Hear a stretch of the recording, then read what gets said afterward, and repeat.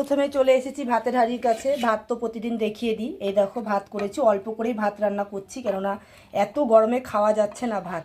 তো সবার প্রথমে ভাত দেখিয়ে দিলাম, তারপরে কি রান্না করছি চলো দেখে নেব।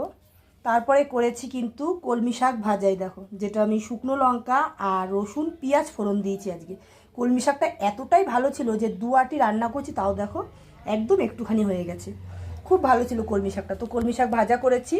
তারপরে এখানে করেছি আম দিয়ে ডাল। আমি কিন্তু ডালটা একটু আজকে অল্প করে করেছি, কেননা অন্য কিছু যেহেতু রান্না রয়েছে। তো আম ডাল আমি খেতে ভালোবাসি দেখে আম ডালটা রেখেছি সাথে।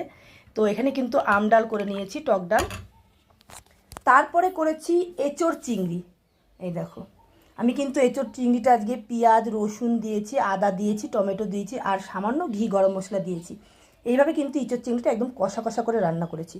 আর তারপরে আজকে একটা মাছ রান্না করেছি, দেখো একদম নতুন পদ্ধতিতে, জানি না এটা খেতে কেমন হবে।